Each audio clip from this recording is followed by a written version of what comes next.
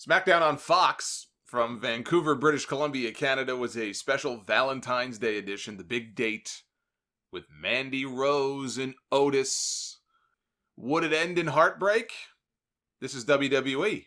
What do you think? We've gotten a lot of heartbreak from this Smackdown show and heartburn. Let's talk about the only thing that matters on this stupid show. The best story going in WWE.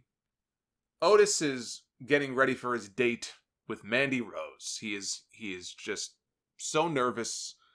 Mandy text messages him that she's running late, and he's talking to Tucker. He's talking to Tucker, and he's trying to, I want to make sure I'm so nervous and everything. And Tucker is trying to just motivate him and just say, it's going to be fine. Everything's going to go well. He's trying to be his wingman, trying to be his best friend. And the fans you could hear the reaction when they put the graphic on the screen showing, that the date was coming up later, and they cheered wildly. They were into this.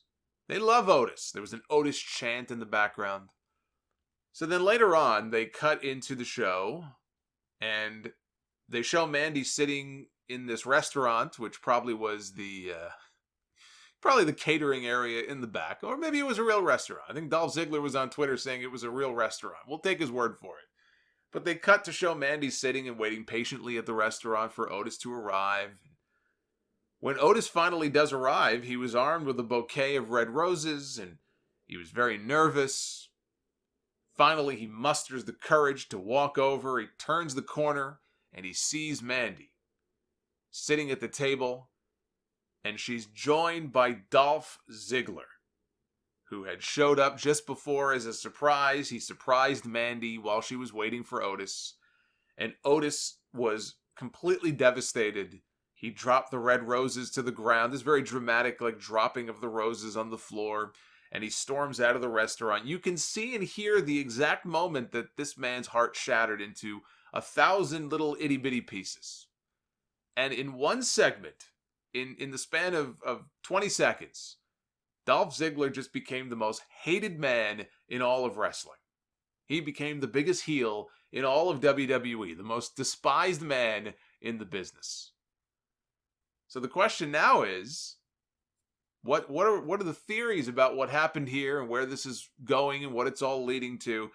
The key here is that Mandy texted Otis that she was running late for their date, and yet she was the one sitting there waiting on Otis. It didn't look like she was late at all, which means that it probably wasn't Mandy who texted Otis. It was somebody who would have texted him from Mandy's phone.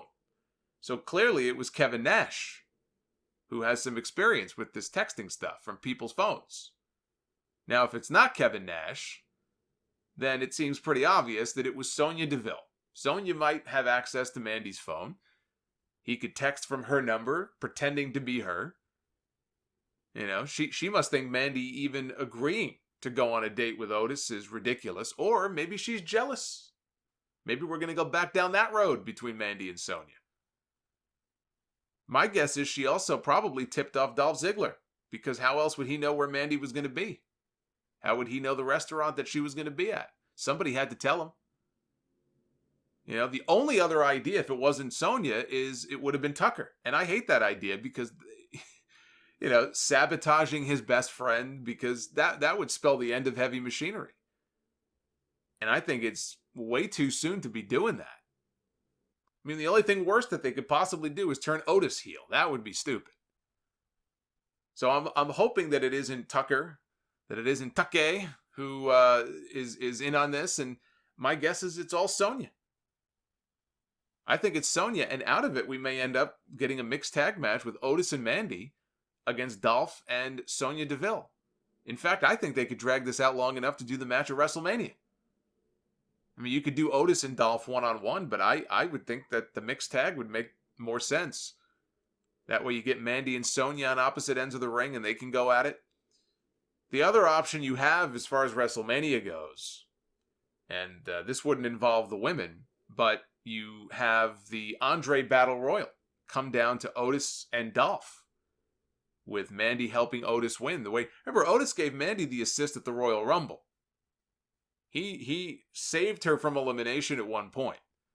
Maybe she returns the favor. She distracts Dolph or kisses Dolph, and then Otis knocks him out of the ring, and Otis can get a big Andre Battle Royal win and get to kiss the girl.